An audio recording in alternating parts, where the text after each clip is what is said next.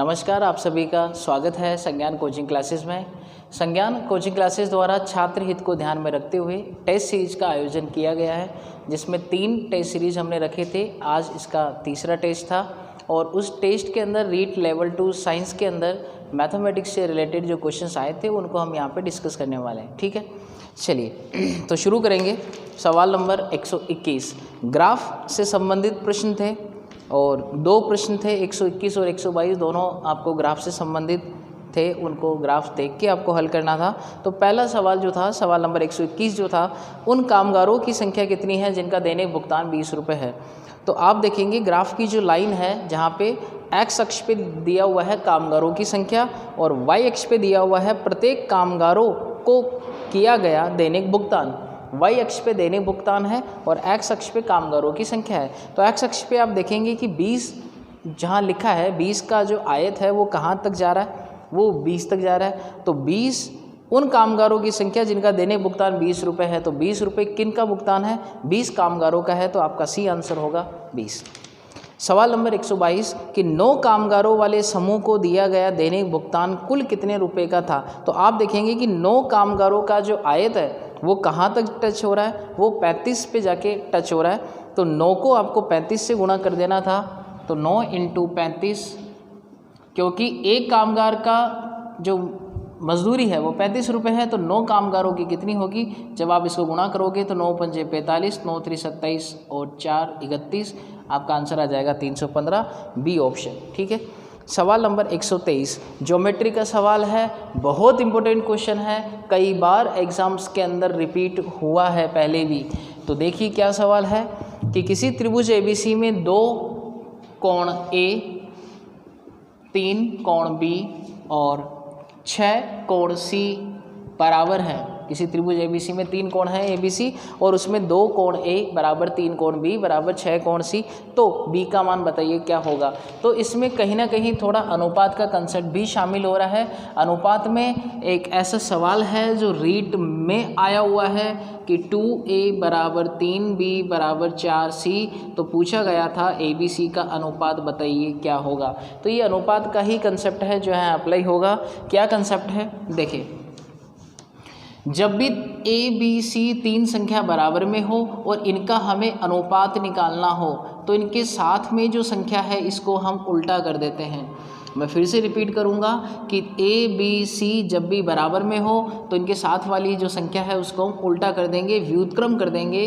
2 का व्युत्क्रम 1/2, 3 का 1/3, 6 का 1/6। अब अनुपात कभी भी जो है भिन्न में नहीं होता, इसको सरल बनाना है। तो 2, 3, 6 का लघुत्तम कितना होगा? 6। 6 से हम इसको मल्टीप्लाई कर देंगे सबको। तो 2 × 3 = 6, 3 × 2 = 6, 6 × 6। अनुपात कितना आया? 3:2:5। हमसे पूछा था किसका? कोण B का वैल्यू बताओ। कोण B का मान चाहिए। तो अनुपात कितना है? 2। अनुपात का योग कितना हुआ? 3, 2, 5 और 1 6। और तीनों कोणों का कुल योग कितना होता है? 180। 6 से हमने काटा 3, 30 दूनी कितना? 60 डिग्री। तो कोण B का मान आ जाएगा 60 डिग्री। पहला ऑप्शन होगा सवाल number 123, option A 60 degree. Clear. चलिए आगे बढ़ते हैं। सवाल नंबर 124।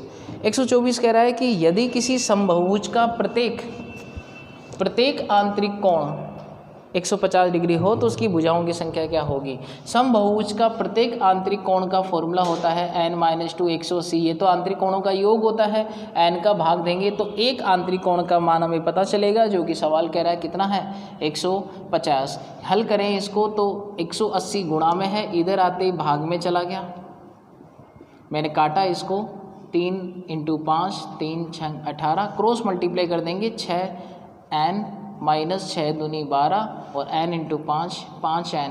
5n इधर आके माइनस हो जाएगा। 6n में से 5n गया तो कितना बचेगा? n और 12 उधर चला गया। n का मान कितना आया? 12।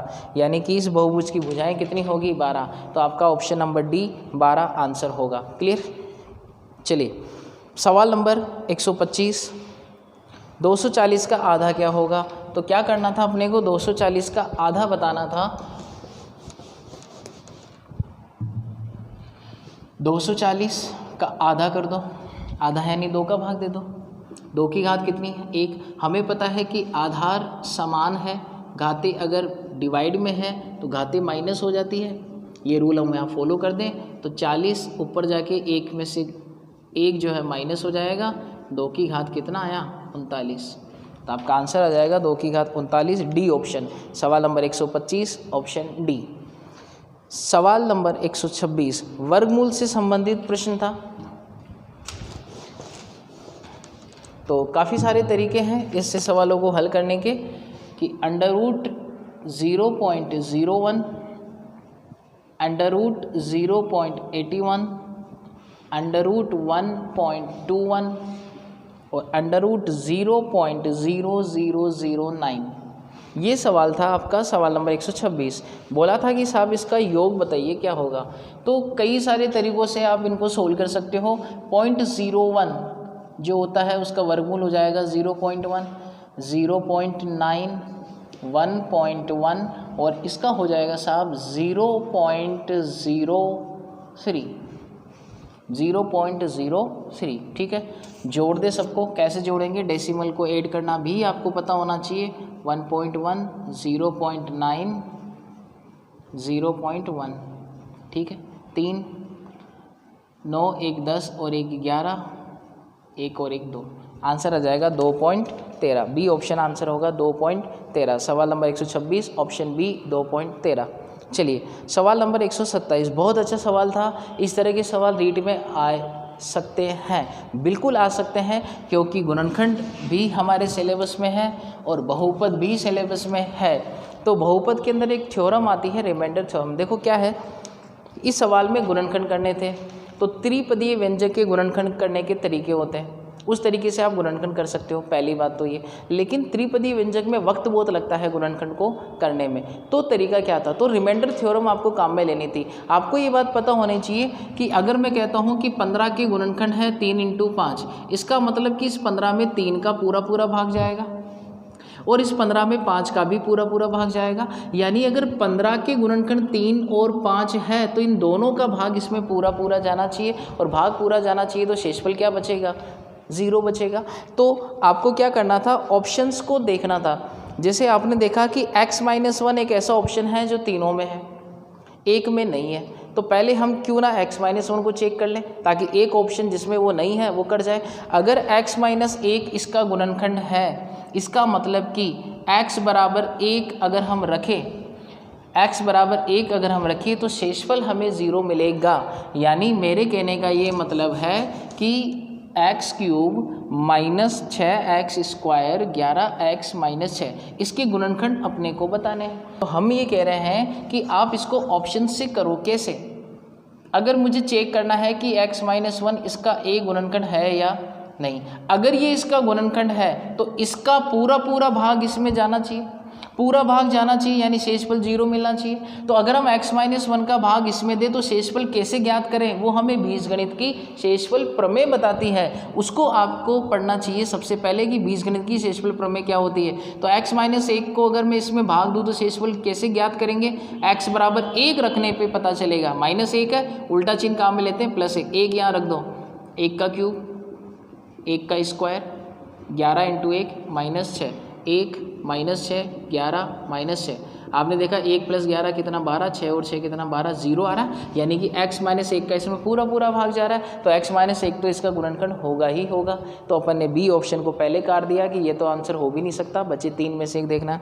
पहला ऑप्शन में देखो आप x-2 भी दिया हुआ है, तो x-2 को भी चेक करेंगे हम लोग। तो x-2 अगर इसका एक गुणनखंड है, यानी कि x-2 अगर इसका ही गुणनखंड है, इसका मतलब x का मान क्या रखेंगे हम, 2 रख के देखो। 2 की घात 3, 2 का स्क्वायर, 2 - 6, 2 की घात 3 8, 4 × 24, 11 दूनी 22 -6, 8 और 22 कितना होता है 30, -24 -6 कितना होता है 30, 0 आ रहा है। यानी x-2 भी क्या है, इसका गुणनखंड है। तो अब देखो सी ऑप्शन भी कट गया, बचा ए और डी। 2 ऑप्शन बचे, 2 तो हमने काट ही दिए, ए और डी बचे। दोनों में देखो एक ही वेरिएशन आ रहा है x-3 का, x + 3 का। तो हम x-3 को चेक कर लेते हैं, यानी x बराबर 3 रख के देखेंगे हम कि 0 आ रहा है कि नहीं आ रहा। तो हमने 3 रखा, 3 की घात 3 -6 × 3 का स्क्वायर 11 इंटू 3 माइनस 6, 3 की घात 3 कितना 27, 3 का वर्ग 9, 9 इंटू 6 54, 11 3 33 माइनस 6, 27 और 33 को जोड़ेंगे तो हमें मिल जाएगा 60, 54 6 को जोड़ेंगे 60 मिलेगा, आ रहा है 0 यानी x माइनस 3 भी इसका गुणनखंड होगा। तो ऑप्शन ए आंसर हो जाएगा x minus 1, x minus 2, x minus 3। ये तरीका है। तो ऐसा नहीं करना कि आप त्रिपदी व्यंजक के जो है गुणनखंड निकालने बैठ गए, वहाँ भी थोड़ा प्रोसीजर जो है थोड़ा सा लंबा हो जाता है। चलिए, तो 127 में आंसर क्लिक हो गया अपना ए। 128, दो संपूरक कोणों में से बड़ा कोण जो है वो छोटे कोण से कितना अधिक है? 18 अधिक है। ऑप्शन से भी कर सकते हो आप इस सवाल को, और सिंपल तरीके से भी कर सकते हो, बेसिक तरीके से। दो संपूरक कोण मैं मानता हूँ एक कोण x है, एक कोण कितना है y, दोनों संपूरक हैं तो योग कितना होगा 180। समीकरण 1। बड़ा कोण छोटे कोण से 18 अधिक है, यानी दोनों कोणों का अंतर कितना हुआ 18 डिग्री। अगर दो कोणों का योग दिया हुआ है और अंतर दिया हुआ है, अगर हमें बड़ी संख्या निकालनी है क्योंकि बड़ा कोण पूछ रहा है, तो तरीका होता है योग प्लस अंतर बटे 2, और छोटी संख्या निकालनी है तो योग माइनस अंतर बटे 2, माइनस आ जाता है छोटी संख्या में। तो 180 प्लस 18 और बटे 2, 2 का भाग दे दो, 180 में दिया 90, 18 में दिया 9, 90 और 9 कितना हुआ 99। तो आपका आंसर आ जाएगा पहला ऑप्शन 99। सवाल नंबर 128 ऑप्शन ए 99। सवाल नंबर 129, किसी धन पर 10% की दर से 2 वर्ष का चक्रवृद्धि ब्याज 2100 रुपये है, तो इसी धन पर इसी दर से इतने ही समय का साधारण ब्याज कितना होगा? मैंने CI कंप्लीट आपको इस YouTube पे जो है पढ़ा रखा है, कंप्लीट वीडियोस कंप्लीट टॉपिक है जिसके वीडियोस आपको मिल जाएंगे, वहाँ से आप देख सकते हो ऐसे सवालों को हम कैसे डील करते हैं। मैंने वहाँ आपको एक बात बताई थी कि चक्रवृद्धि ब्याज को जब भी हम राउंड फिगर में करते हैं 99% केसेस में राजस्थान लेवल की जितने भी एग्ज़ाम्स हैं उनमें चूँकि रेट ऑफ इंटरेस्ट जो है दर वो हमेशा राउंड फिगर में आती है। राजस्थान लेवल में ब्याज की जो दर है वो हमेशा राउंड फिगर में होती है, 5, 8, 10, 12, 20, 25 इस तरह से आती है। वहाँ ये चीज़ जो है काम कर जाती है। चक्रवृद्धि ब्याज को राउंड फिगर कर दो, 2100 रुपये का राउंड फिगर क्या होगा 2000 रुपये, और साधारण ब्याज चक्रवृद्धि ब्याज से क्या होता है कम होता है, तो सीधा आंसर क्लिक हो गया आपका सी ऑप्शन 2000। ठीक है, फिर भी ऐसे सवालों को डील कैसे करते हैं हम लोग, इसका कंसेप्ट क्या है वो भी समझ लें। तरीका क्या है, किसी धन पर 2 वर्ष का चक्रवृद्धि, धन हमें नहीं पता क्या है, ब्याज की दर कितनी दी है 10%, समय कितना है 2 वर्ष, और साहब आपको चक्रवृद्धि ब्याज दे दिया 2100 और पूछा किसका मान है साधारण ब्याज का। तो मैंने आपको ये चीज़ें बता रखी है कि जब भी मूलधन गायब हो, मूलधन हमें नहीं दे सवाल में, तो हम क्या करते हैं, हम लोग दर को भिन्न में बदलते हैं, 10/100 1/10। नीचे वाली संख्या का वर्ग करेंगे, अगर समय 2 साल है 10 का वर्ग कितना हुआ 100, तो मूलधन हमारे पास आ गया 100 यूनिट। तो अब हम 2 साल का ब्याज निकालेंगे, 100 का 1/10 कितना होता है 10, फिर 10 दोबारा लगेगा, 10 पे फिर ब्याज लगेगा, 1/10 के हिसाब से कितना 1। हमारे पास यूनिट में सब कुछ है, मूलधन कितना है 100 यूनिट, चक्रवृद्धि ब्याज कितना है 10, 10, 20 और 1 21 यूनिट, साधारण ब्याज कितना है पहले कॉलम का योग 10 + 10 20 यूनिट, और मिश्रित धन भी पता चल जाएगा, सारी बातें पता चल जाएगी। देखो कि क्या दिया हुआ है, चक्रवृद्धि ब्याज यूनिट में कितना है 21 यूनिट की वैल्यू कितनी है 2100, नीचे वो लिखो जो पूछा जा रहा है, साधारण ब्याज पूछ रहा है कितना है 20 यूनिट, तो 21 यूनिट 2100 के बराबर है, तो 20 यूनिट कितने के बराबर हो जाएगी 2000 के। और कितने भी सवाल हैं चक्रवृद्धि साधारण के आप कंपेयर कर सकते हो, वहाँ पे ऑब्जर्व कर सकते हो आप कि चक्रवृद्धि ब्याज को जब भी राउंड फिगर किया जाता है तो साधारण ब्याज मिल जाता है। ठीक है, तो आज का आंसर हो जाएगा सी ऑप्शन 129 का 2000। सवाल नंबर 130 की 1 रुपये की 12 टॉफ़ी बेचने पर एक व्यक्ति को 20% हानि होती है, तो 20% लाभ कमाने के लिए उसे 1 रुपये की कितनी टॉफ़ी बेचनी चाहिए। तो सिंपल सी बात थी, 20 की हानि है तो विक्रय मूल्य कितना होगा 80%, ऊपर रुपए लिखेंगे नीचे वस्तु की संख्या, तो 80% की वैल्यू 1/12 है, 20 का लाभ चाहिए तो उसको 120 विक्रय मूल्य होगा। तरीका पहले वाली संख्या का भाग बाद वाली से गुणा, 0 0 गया, 12 12 गया, बचा कितना 1/8, यानी 1 रुपये में कितनी बेचेगा 8 बेचेगा, तो बी ऑप्शन आंसर हो जाएगा 8।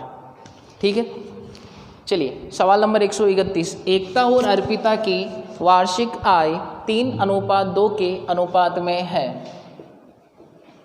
ये क्रॉस प्रोडक्ट वाला कंसेप्ट है, क्रॉस प्रोडक्ट हम जहाँ काम में लेते हैं, मैंने कंसेप्ट पूरा सिखा रखा है आप लोगों को। क्रॉस प्रोडक्ट क्या है, आई जो है वो है 3:2 और खर्च किस अनुपात में है, 5:3। पहले गैप चेक करोगे, 5-3 में 2 का अंतर, 3-2 में 1 का अंतर। अगर ये गैप बराबर है तो इधर का गैप बराबर होता है। जैसे ही तुम इसको बराबर करते हो ये भी बराबर हो जाएगा। 1-2 इसको 2 से गुणा कर दें तो दोनों तरफ गैप बराबर हो जाएगा। 3 दूनी 6, 2 दूनी 4, 5 और कितना 3। 6 रुपये कमा रहा है, 5 रुपये खर्च कर रहा है, बचाएगा कितना 1। 4 खर्च कर रहा है, 4 कमा रहा है, 3 खर्च कर रहा है, बचाएगा कितना 1। बचत अनुपात में कितनी है, 1 यूनिट। सवाल में कितनी है, 1000। सवाल कह रहा है कि दोनों की बचत समान है, जबकि यहाँ अनुपात में दोनों की बचत समान नहीं है। और बचत छोड़ो आप, अनुपात सवाल के अकॉर्डिंग सेट ही नहीं होगा कि 3 कमा रहा है 5 खर्च कर रहा है, 2 कमा रहा है 3 खर्च कर रहा है, नहीं होगा। क्यों? क्योंकि ये गैप बराबर नहीं है। तो गैप बराबर कर दो, यानी हमने अनुपात को सवाल के अकॉर्डिंग सेट कर दिया। ये हमारा कंसेप्ट है क्रॉस प्रोडक्ट मेथड, ठीक है। अब 1 यूनिट की वैल्यू 1000 के बराबर, क्योंकि बचत कितनी आई 1 यूनिट। अब नीचे क्या लिखेंगे जो पूछा जा रहा है, पूछा किसका मान है कि एकता की वार्षिक आय बताओ क्या है। तो एकता की वार्षिक आय कितनी है, 6 यूनिट। तो हम 6 यूनिट की वैल्यू निकाल लेंगे, आंसर कितना आ जाएगा 6000। तो डी ऑप्शन आंसर होगा 131 में 6000, ठीक है। चलिए आगे बढ़ते हैं। सवाल नंबर 132 एग्जाम वाले सवाल है, परीक्षा से संबंधित जो परसेंटेज के अंदर पार्ट आता है, परीक्षा से संबंधित प्रश्न वहाँ से लिया गया है। एक परीक्षा में एक विद्यार्थी ने 30% अंक प्राप्त किए। अंक प्राप्त कितने किए, 30%। फेल हो गया यानी माइनस में ले जाएं इसको। एक अन्य विद्यार्थी को 40% अंक मिले, यानी वो ज़्यादा लेके आया, पास हुआ। कितने ज़्यादा लेके आया, प्लस के 6 ज़्यादा लेके आया। दोनों में अंतर कितने का है, 10% का। यहाँ अंतर कितने का है, 12 का। 10% की वैल्यू 12 है, पूर्णांक हम मान के चलते हैं कितना 100। 10 12 के बराबर है तो 100 किसके बराबर हो जाएगा, 120 के। सी ऑप्शन आंसर आ जाएगा 132 का। 132 का सी ऑप्शन होगा 120, ठीक है। सवाल नंबर 133 क्या कह रहा है कि एक घन का आयतन 512 है तो इसका संपूर्ण पृष्ठीय क्षेत्रफल क्या होगा। घन का आयतन होता है भुजा की घात 3 जो कि कितना है 512। 512 किसका घन होता है, 8 का। भुजा कितनी आई 8, क्लियर। तो संपूर्ण पृष्ठीय क्षेत्रफल होता है घन का क्या, 6 इंटू भुजा का स्क्वायर। तो 6 इंटू 8 का वर्ग, 6 इंटू 64 गुणा कर देंगे, 6 चौक 24 हासिल के 2, 36 2 38, 384 सेंटीमीटर स्क्वायर। तो आपका आंसर क्या हुआ, डी ऑप्शन हुआ 133 में, डी ऑप्शन 384। सवाल नंबर 134 बहुत अच्छा सवाल है, देखिए क्या है। ये कह रहा है साहब कि 22 इंटू 12 सेमी विमाओं वाले एक कागज़ के आयताकार टुकड़े को बेलनाकार रूप में लंबाई के अनुदिश मोड़ा जाता है, लपेटा जाता है लंबाई के अनुदिश। ध्यान दें, ये एक आयत है जिसकी लंबाई तो 22 है, चौड़ाई कितनी है 12। इसको लंबाई के अनुदिश हम फोल्ड कर रहे हैं इस तरीके से, यहाँ से उठाया फोल्ड किया, लंबाई के अनुदिश कर रहे हैं यूँ, चौड़ाई के अनुदिश करते तो इसको यूँ करते। जैसे ही मैंने इसको उठा के फोल्ड किया मुझे एक बेलन मिलेगा, और उस बेलन की जो परिधि मुझे मिलेगी, परिधि किसके बराबर होगी, इसके बराबर होगी। परिधि 2πr किसके बराबर हुई, लंबाई के। यहाँ से वैल्यू किसकी निकालूंगा मैं, r की। कितनी आएगी, 22 कट गया 7/2, 2/7 उधर जाके उल्टा हो जाएगा। r की वैल्यू पता चल गई। इसकी ऊंचाई किसके बराबर होगी, चौड़ाई के, यानी h का मान कितना आया 12। कुछ भी नहीं करना था, आपको आयतन का सूत्र लगाना था जो कि क्या होता है बेलन का आयतन, πr²h। पाई की वैल्यू 22/7, r हो गई 7/2, 7/2 ऊंचाई हो गई 12। 2 दूनी 4 तिया 12, 7 से 7 गया, 22 इंटू 7 तिया 21, 2 उसको चिपका दो 42, जोड़ दिया मैंने इसको 4 2 6, 462, 400 कितना 62। तो आपका आंसर हो जाएगा सी ऑप्शन 462, ठीक है। अच्छा सवाल था, उम्मीद करूंगा आप समझ आ गया होगा आपको। तो चलिए आगे बढ़ेंगे। सवाल नंबर 135 एग्जाम में पूछा हुआ है पहले भी। एक वृत्त का व्यास उसकी परिधि से 105 सेमी कम है, यानी कि एक वृत्त का जो व्यास है परिधि से क्या है, कम है।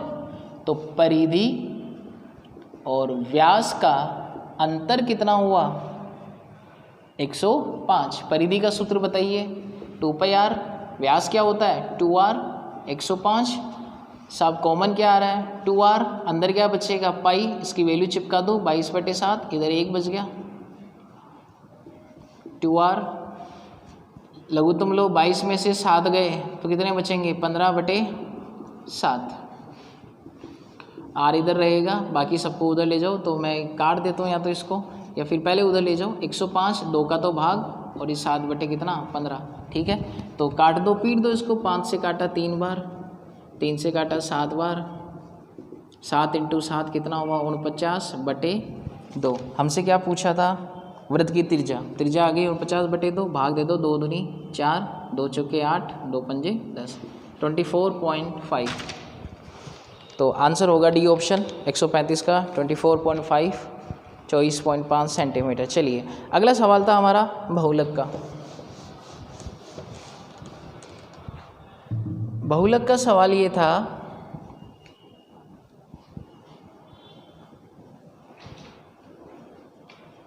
कि साहब 0 से 10 दिया था, 10 से 20 दिया था, 20 से 30 भी दिया था, 30 से 40 भी दिया था और 40 से 50 हमें दिया था।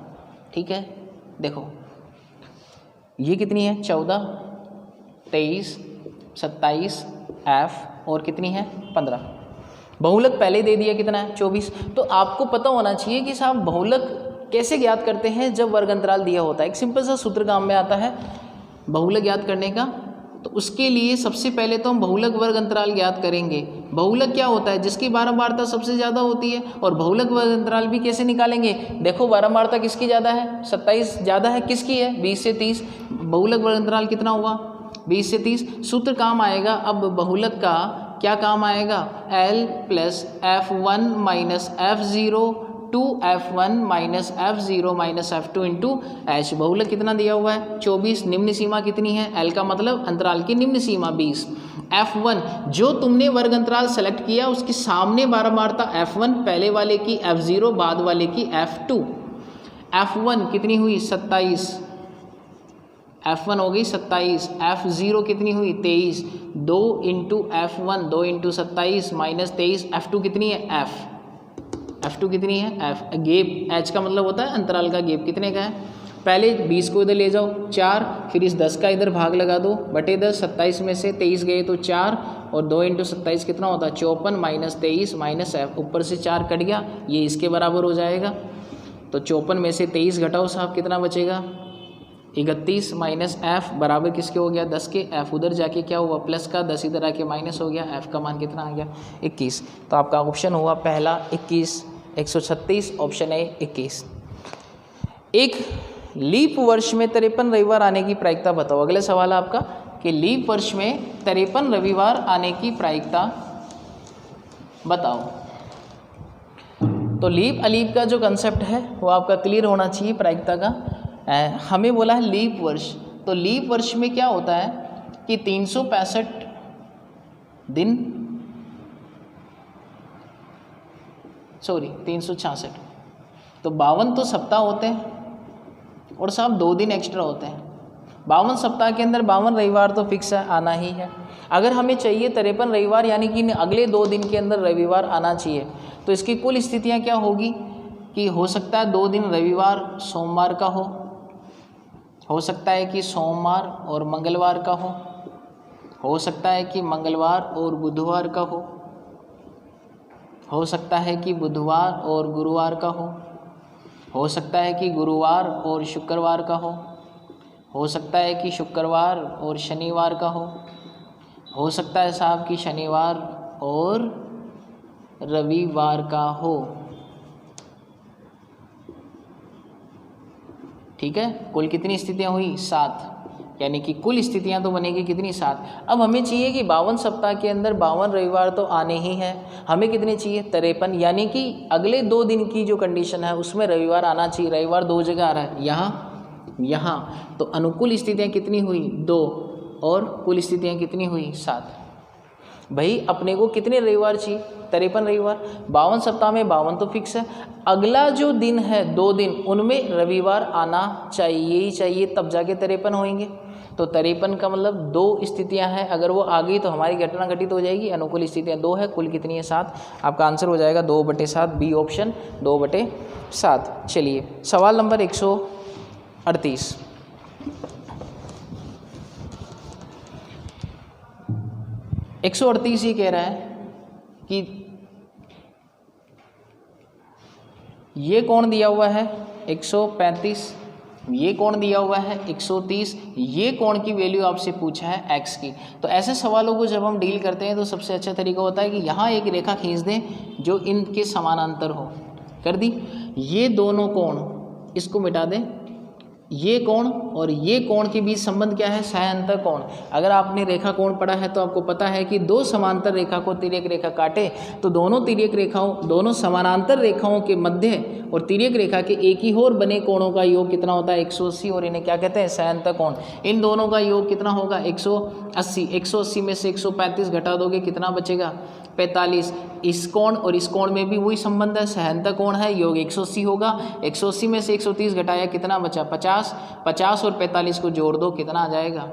95। आपका आंसर होगा डी ऑप्शन 138 में 95। क्लियर। सवाल नंबर 139।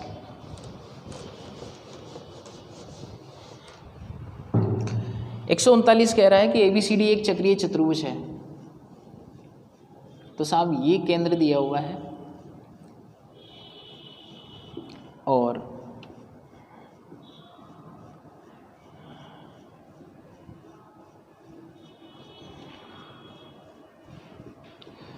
ये दिया हुआ है 136। हमें पता है कि केंद्र पे बनने वाला कोण परिधि पे बनने वाले कोण का दुगना होता है, यानी ये इसका आधा हो गया, तो आधा कर दो साहब 68। चक्रीय चतुर्भुज के सम्मुख कोण संपूरक होते हैं, यानी चक्रीय चतुर्भुज के सम्मुख कोणों का योग कितना होता है? 180, यानी कि कोण B और कोण D दोनों का योग कितना होगा? 180। कोण B ज्ञात करना है, D कितना पता चल गया? 68। 180 में से 68 को माइनस कर देना, आंसर आ जाएगा 112। तो आपका आंसर हो जाएगा बी ऑप्शन 112। ठीक है, चलिए आगे बढ़ेंगे। सवाल नंबर 140।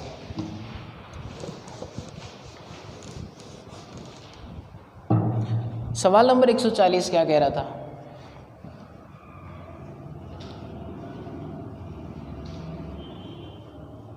ये 50, ये y, ये 127, ये कितना है? x। हमें बोला गया था x प्लस वाई का मान बताओ। तो मुझे आप ये बताओ कि x का मान कितना होगा? 50, क्योंकि एकांतर कोण बना रहे। ये दोनों मिलकर इसके बराबर होंगे। एकांतर कोण क्या होता है?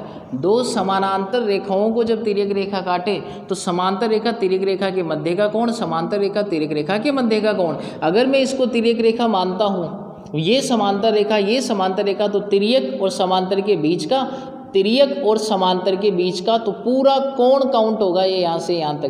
तो 50 प्लस वाई किसके बराबर है? 127 के। 50 प्लस वाई किसके बराबर है? 127 के। अब भैया मुझे ये बताओ कि 50 किसके बराबर है? x के। तो मैं x रख दूँ इसकी जगह, तो सीधे x प्लस वाई का मान कितना आ गया? 127। ठीक है, या तो x का मान निकाल लो 50, y की वैल्यू भी निकाल लो, 50 इधर आके माइनस कर दो तो y का मान पता चल गया, बाद में जोड़ दो। लेकिन मैं ऐसा काम क्यों करूँ कि पहले तो घटा दूँ बाद में जोड़ दूँ? अरे भाई करें क्यों, सीधा बता देंगे x प्लस वाई कितना हुआ? 127। तो ये आपका आंसर हो जाएगा 140 में डी ऑप्शन 127।